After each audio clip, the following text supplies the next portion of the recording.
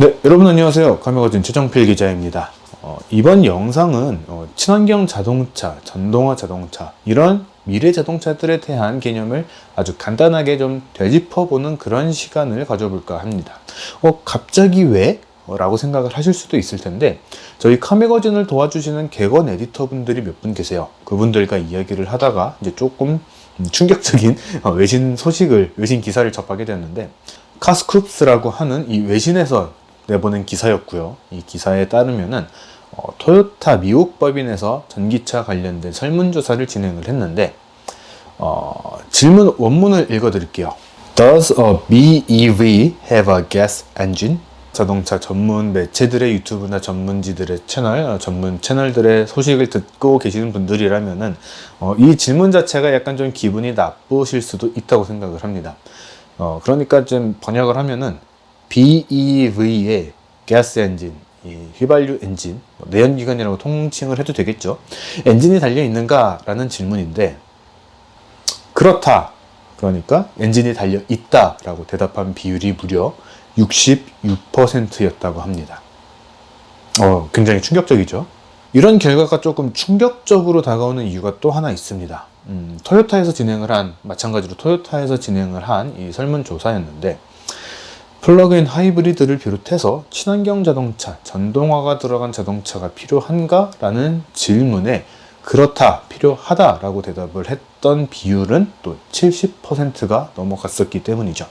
이게 딱 2년 전에 했던 그런 질문이었다고 기억을 하고 있는데 2년 전에 전동화차가 필요합니다 라고 그렇게 많이 대답을 하셔놓고 전동화 자동차에 BEV에 엔진이 들어가 있다라고 대답을 하신 놀라운 그런 설문 결과가 공유가 됐습니다. 마침 또 최근에 제가 어떤 라디오 방송에서 친환경차 관련된 질문들을 좀 골고루 받아서 그 질문들에 다 답변을 해드리는 그런 시간들을 좀 가져봤어요. 그래서 이 질문들을 바탕으로 친환경차에 대한 이런 개념들을 아주 좀 간단하게 정리를 해볼까 합니다. 일단 우리나라에서는 친환경 자동차라고 다 표현을 하죠. 그런데 이게 진짜 친환경인가에 대한 조금 다른 의견들도 굉장히 많이 있습니다. 그래서 우리나라에서 친환경 자동차다라고 이야기를 하는 것들은 사실 정확하게 이야기를 하면은 전동화 파워트레인이 적용이 된 자동차들이다. 이렇게 설명을 하는 것이 맞다고 생각을 합니다. 그러면은 이런 차들을 왜 친환경이라고 부르죠? 라고 물어보실 수도 있는데 확실한 거는 이제 휘발유나 경유 그리고 LPG와 같은 기존의 내연기관 차들과 비교를 하면은 차가 움직이는 동안에 발생하는 배기가스라든가 배출가스나 이런 측면에서는 훨씬 더 환경 친화적이기 때문입니다. 물론 이제 이런 자동차들을 움직이기 위해서 만드는 이 전기를 만드는 과정도 친환경적인가? 라고 이야기를 하면은 그거에 대해서 이제 좀 논의가 좀 있는 그런 측면들이 있기는 하지만 차가 움직이는 과정만 따져보게 된다면은 이런 내연기관 차들, 기존의 차들과 비교를 했을 때는 훨씬 더 친환경적이다 이렇게 이야기를 할 수 있기 때문에 우리나라에서는 친환경 자동차다라고 좀 인식이 잡히게 된 측면이 있습니다. 그래서 이런 차들은 어떤 것이 있는가 이렇게 생각을 하시게 될 텐데 자동차 엔진만 갖고 돌아가게 되면 내연기관이라고 불렀죠. 이 내연기관에 전기 모터가 더 더해지게 되면은 하이브리드 형태다 이렇게 이야기를 하고요.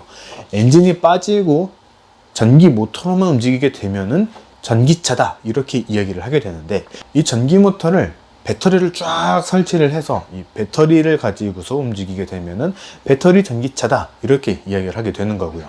이 차 안에다가 배터리도 탑재를 했지만 수소 탱크도 탑재를 해서 이 수소를 이용을 해서 전기 배터리를 충전을 하고 다시 이걸로 전기 모터를 움직이는 형태를 수소차 또는 수소 전기차다 이렇게 부르고 있습니다. 방금 말씀드렸던 이런 분류 중에서 엔진과 전기 모터가 같이 들어간 형태를 하이브리드다 이렇게 말씀을 드렸잖아요. 그러면은 하이브리드는 친환경이 아닌 거 아닌가요? 이렇게 질문을 하시는 분들도 계셨습니다. 실제로 당시 라디오 원고거든요. 실제로 이게 들어온 그런 질문이었는데 우리가 내연기관차를 운행하듯이 기름만 넣으면서 다니는 하이브리드가 있고요. 그리고 이제 기름도 넣지만 전기 모터를 위한 이 충전도 해야 되는 차들이 있습니다. 이런 차들은 플러그인 하이브리드다 이렇게 분류를 하고 있습니다. 하이브리드 차 안으로 들어가게 되면 또 두 가지로 나누게 되는데 우리가 일반적으로 말하는 이 하이브리드라고 하는 방식은 더 정확하게 표현을 하면은 스트롱 하이브리드 이렇게 설명을 합니다. 자동차가 움직이는 데 있어서 엔진이 주요한 역할을 하기는 하지만 이 전기 모터만으로도 어느 정도 구동이 가능하고 또 전기 모터가 엔진에 적극적으로 개입을 하는 형태다 이렇게 생각을 하시면 좋을 것 같아요. 그 다음에 또 한 가지는 어떤 것인가 하면은 방금 스트롱 하이브리드 이렇게 말씀을 드렸잖아요. 스트롱에 반대되는 개념으로서 마일드 하이브리드 이렇게 설명을 하고 있습니다. 마일드 하이브리드라는 거는 하이브리드 자체의 방식 자체는 동일합니다. 하지만 자동차가 움직이는 데 있어서 전기 모터는 보조적인 역할만 하고 더 적극적으로 움직인다거나 주도적인 역할은 잘 하지 않는, 그래서 연비를 더 효율이 좋게 만들어주는 그런 형태를 마일드 하이브리드다 이렇게 설명한다고 생각하시면 좋습니다. 그러면은 이런 하이브리드들 어쨌든 엔진이 돌아간다는 뜻인데 친환경적인 차 맞나요? 라고 생각을 하실 수 있거든요. 어쨌든 전기 모터가 들어가기 시작하면서 연비가 좋아졌기 때문에 이 연비가 좋다는 것은 다시 말하면은 기름을 덜 태운다는 뜻이 되기도 합니다. 그러니까 일반적인 내연기관 자동차와 비교를 하면은 훨씬 더 친환경적인 차가 된다는 뜻이기도 하죠. 그러면 그 연비 어떻게 계산을 하나요? 라고 많이 또 물어보셨습니다. 이 연비 사실 단위부터가 좀 다르죠. 보통의 내연기관 차들은 연비 표시를 킬로미터 퍼 리터라고 표시를 하는데 전기차하고 수소전기차 같은 경우에는 단위 자체가 다릅니다. 전기차 같은 경우에는 킬로와트시라는 단위를 쓰죠. 그래서 킬로미터 퍼 킬로와트시라고 표현을 하게 되는데 사실 이 단위 자체가 좀 와닿지가 않습니다. 이거를 좀 쉽게 계산을 하는 방법을 좀 추천을 드린다면은 일반적으로 이 전기차에 들어가 있는 전기 배터리의 용량에 대해서 이야기를 하죠. 기아의 EV6 같은 경우에는 약 77kW의 전기차 배터리를 탑재를 하고 있다 이렇게 기억을 하고 있는데 이거를 그대로 리터로 환산을 해보시면 좋습니다.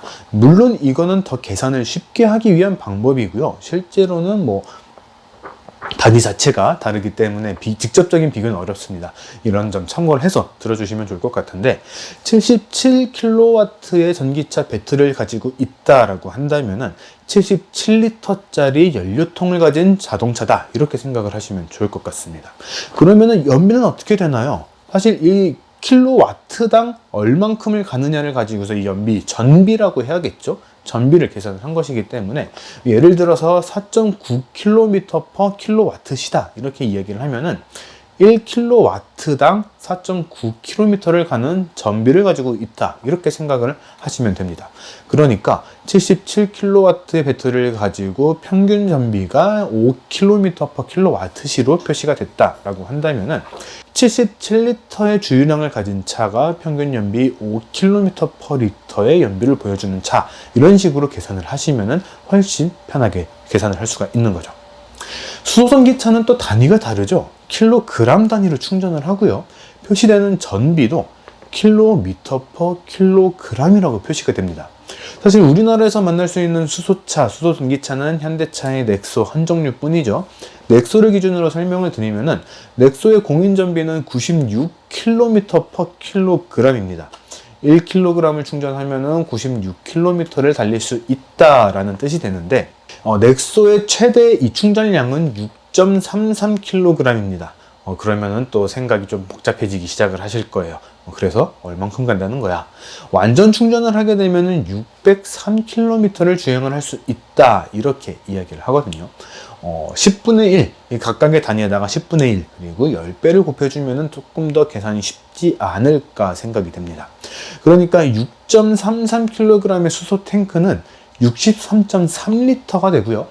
96km per 킬로그램이라고 되어 있었던 공인 전비는 9.6km per 리터다 이렇게 생각을 하시면은 훨씬 편한 거죠. 그러니까 수소차 넥소 같은 경우에는 일반적으로 우리가 이야기하는 연비 개념으로 다가가게 되면은 63.3리터의 연료 탱크를 가지고 있고 평균 연비는 9.6km per 리터이며 전체 다 완전히 주유를 하게 되면은 603km를 주행을 할 수가 있다라는 개념이 되는 겁니다.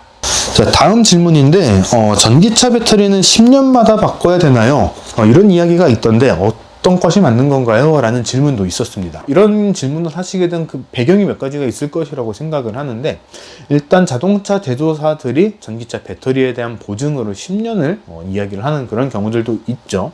전기차 배터리 같은 경우에는 우리가 지금 전기차를 살 때 보조금을 받고 구매를 하잖아요. 사실 이 보조금만큼 이 배터리가 제게 아니게 됩니다. 그러니까 나라에서 지원금을 받았다 그러면은 그만큼 이 배터리의 소유권이 나라에 있는 거죠. 그렇기 때문에 전기차를 폐차를 하거나 했을 때 이 전기차 배터리는 따로 분리를 해서 회수를 해가는 그런 기관이 있다는 것을 전기차 오너분들은 아실 겁니다. 야, 그러면은 나는 몇 천만 원짜리 차를 샀는데 이게 내 거가 아니야? 라는 그런 생각을 하시게 될 텐데, 사실 보조금이라는 것 자체가 일종의 혜택에 해당을 하기 때문에 이런 점들은 약간 좀 감수를 하실 필요가 있다고 생각을 합니다. 이 이야기는 조금 이따가 다시 한번 해보도록 하고요. 그래서 전기차 배터리는 10년마다 바꿔야 되나요? 라고 생각을 하시게 될 텐데, 무조건 10년에 한 번씩 바꿔줘야 된다라고는 못합니다. 일단 배터리의 효율이 얼마나 떨어졌는가, 이거를 먼저 좀 보셔야 되지 않을까 싶은데, 우리가 많이 이용을 하는 스마트폰과 비슷하다 이렇게 생각을 하시면 더 이해가 쉬울 것 같아요. 사실 배터리 같은 경우에는 완전히 다 써버리는 방전 상태하고 완전히 꽉꽉 눌러 담은 완전 충전 상태하고 이렇게 상태가 좀 나뉘게 되죠. 물론 우리는 완전 충전된 상태가 되어 있어야지 마음이 조금 더 편한 측면이 있기는 합니다. 그런데 전기차에 들어가는 배터리 같은 경우에는 이런 완전 충전 그리고 완전 방전이 반복되게 되면은 배터리의 효율이 굉장히 크게 낮아지게 됩니다. 특히 완전 방전 같은 경우에는 이 배터리가 받는 타격이 좀 크다 이렇게 이야기를 할 수가 있는데, 이 배터리의 완전 충전부터 완전 방전까지 이것을 한 사이클이다 이렇게 이야기를 하거든요. 이 사이클을 기준으로 한 1000번 정도 충전을 하고 방전을 하고 이걸 반복을 하게 되면은 배터리의 수명이 많이 줄어들었다 이렇게 설명을 하게 됩니다. 그런데 우리가 보통 이야기를 하는 이 충전과 방전 이런 것들을 보게 되면은, 우리가 전기차를 직접 운행을 해보시면 아시겠지만 절대 0%까지 다 털어서 쓰는 그런 모습들을 보기는 좀 힘듭니다. 일단 우리가 운전을 하고 있는 우리가 배터리가 0%에 가까워지면 가까워질수록 불안감을 느끼게 되고, 또 그 전에 미리 충전을 하는 그런 모습들을 보여주기 때문이죠.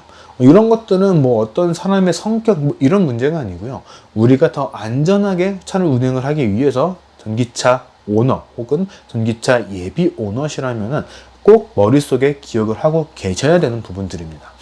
비슷한 예로 우리가 일반적으로 운전을 하는 휘발유차, 경유차 이런 내연기관 차들도 엔진 불이 들어오면 우리 막 가슴이 두근두근하고 빨리 주유소 가야 될 것 같고, 어디 주유소 없나 막 식은땀 흘리면서 눈을 막 굴리게 되고 이런 모습들 보여주게 되잖아요.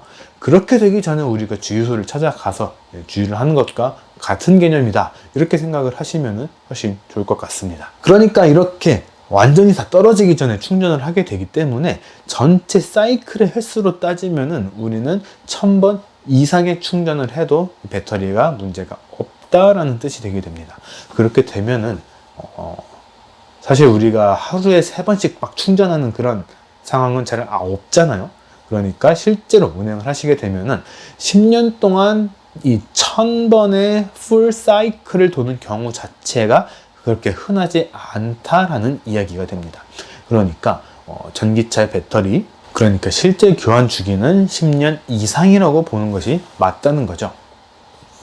그리고 이런 질문도 있었습니다. 전기차는 내연기관이 없어 소리가 전혀 안 난다고 하던데 엔진 소리를 일부러 녹음해서 들려준다던데 맞는 말인가요? 네, 맞는 이야기입니다. 하이브리드 차도 마찬가지고요. 전기차, 수소전기차, 수소차 다 같은 개념의 소리가 들어가 있습니다. 특히 우리나라 같은 경우에는 이게 법적으로 정해져 있고요. 유럽 같은 경우에도 이런 논의 자체가 2010년부터 시작이 됐거든요. 그때부터 이런 이야기가 나오기 시작을 해서 저속에서 우리나라 같은 경우에는 시속 30km에서는 일부러 소리가 나도록 되어 있습니다. 그런데 이 소리가 우리가 일반적으로 생각을 하는 그런 엔진 소리나 배기음 사운드 이런 소리는 아니고요. 굉장히 이질적인 소리가 들리도록 해놨습니다. 왜 그러냐면은 우리에게 익숙한 소리가 들려오면은, 그래, 하면서 뒤를 돌아보지 않고 그냥 제 갈 길을 가는 상황이 발생을 한다는 거죠. 그런데 굉장히 이질적인 소리가 들려왔다? 라고 한다면, 어이씨, 이게 뭔 소리요? 라고 하면서 한 번이라도 돌아볼 수 있도록 하기 위한 그런 굉장히 신기한 소리가 들어가 있다고 보시면 좋습니다. 수소차가 참 개념이 어렵죠? 이런 질문이 있었습니다. 수소는 달리는 공기청정기다 라고 하는데 왜 그런가요? 일단 수소차, 수소전기차가 어떻게 움직이는지를 좀 먼저 봐야 된다라고 생각을 합니다. 수소 충전소하고 같은 개념이기는 한데 터지면 어떡하나요? 이런 질문도 많이 주시거든요. 요것도 이제 바로 답변을 드릴 텐데, 일단 수소차, 수소전기차는 수소에 불을 붙여서 운전을 하는 형태가 아닙니다. 수소를 차에다가 넣어두고 달릴 때 들어오는 공기하고 화학 반응을 만들어서 깨끗한 물과 깨끗한 공기로 분리를 하고, 이 화학 과정에서 생기는 이 전기를 이용을 해서 배터리를 충전을 하고, 그 다음에 이 전기 모터로 이 전기를 보내서 움직이는 이런 상당히 복잡한 과정을 거치게 되어 있습니다. 그런데 이 공기, 화학 반응을 일으키기 위해서는 수소하고 만나는 공기가 굉장히 깨끗해야 된다라고 해요. 그렇기 때문에 굉장히 고성능의 에어 필터를 거치도록 되어 있고요. 여기다가 이 공기를 한 번 더 따뜻하게 만들어서 이런 세균들을 박멸을 시키고 수소와 만나게 한다라고 합니다. 그렇기 때문에 수소 전기차가 달리게 되면은 공기를 깨끗하게 만들어준다라고 이야기를 하는 것이고요. 현대차 넥소 같은 경우에는 1시간 동안 달리게 되면은 한 26kg의 깨끗한 산소를 만들어낸다라고 이야기를 하거든요. 근데 이 26kg라고 한다면은 성인 40명이 1시간 동안 편하게 숨을 쉴 수가 있는 그런 공기 양이라고 합니다. 이 정도면은 뭐 달리는 공기청정기다 이렇게 이야기를 해도 괜찮겠죠. 그리고 이제 세금 관련된 질문도 있었습니다. 자동차세는 배기량에 따라서 금액이 다릅니다. 친환경 자동차는 어떻게 되나요? 세금이 또 중요하죠. 하이브리드 자동차 같은 경우에는 엔진이 같이 들어가 있다 보니까 이 배기량, 엔진 배기량을 기준으로 동일하게 부과가 됩니다. 그러니까 1.6L 하이브리드다 그러면은 1.6 가솔린 모델과 같은 이 자동차 세가 나오게 되는 거죠. 그러면은 전기차하고 수소전기차는 어떻게 되나요? 라고 물어보실 수 있을 것 같은데, 사실 전기차하고 수소전기차 같은 경우에는 연간 기준 금액이 측정이 되어 있습니다. 이 주차종은 연간 10만 원이라고 하는 기준 세액이 설정이 되어 있고요. 여기에 지방교육세 30%, 이 10만 원에 대한 30%가 추가로 부과가 돼서 매년 13만 원의 세금을 납부를 하시면 됩니다. 자, 다음 질문은 최근에 전기차 충전 요금이 오르는 것 같습니다. 이렇게 되면은 휘발유보다 비싸지는 거 아닌가요? 라고 질문을 주셨는데, 사실 충전 요금에도 보조금이 들어가 있습니다. 충전 보조금 이렇게 이야기를 하면 되겠죠. 근데 이 역시 기름값은 유류세라고 하는 세금을 오히려 더 붙여서 내야 되는데, 전기차를 탄다는 이유로 세금을 오히려 지원을 받는 형태가 되어 있는 그런 상황이거든요. 전기차 구매할 때 이제 저변 확대, 기반 확대를 위해서 보조금을 지급하는 것과 같은 형태다 이렇게 보시면 좋을 것 같은데, 이 역시 장기적으로는 없어져야 된다라고 보고 있고요. 그렇게 되면은 휘발유 값과 비슷하거나 더 비싸지거나 오히려 더 충전 요금, 충전세라는 새로운 세금이 붙어서 더 높아질 수도 있다라는 점은 감수를 하셔야 됩니다.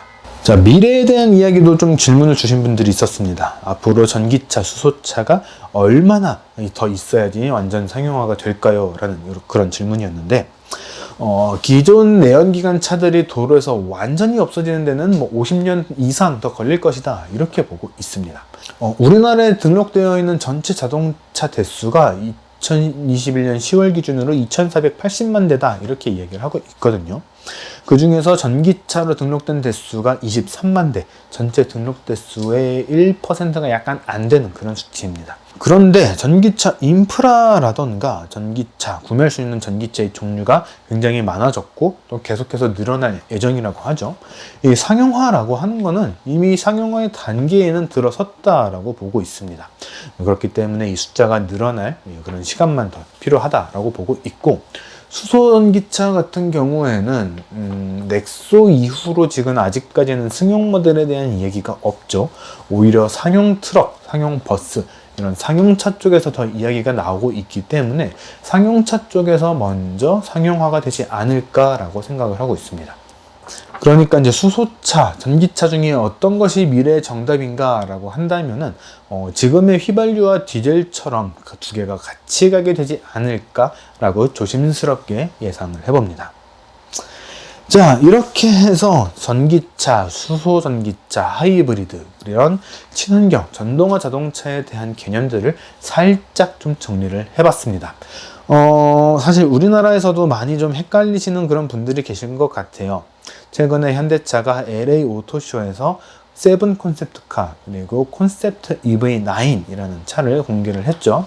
조만간 열리게 될 서울 모빌리티 쇼에서도 비슷한 모습들을 볼 수 있지 않을까 생각이 되는데, 이런 차들에 대한 이 기사에 대한 댓글에 사골 플랫폼에 사골 엔진, 사골 차 뭐 그런 댓글들도 좀 많이 달려 있더라고요.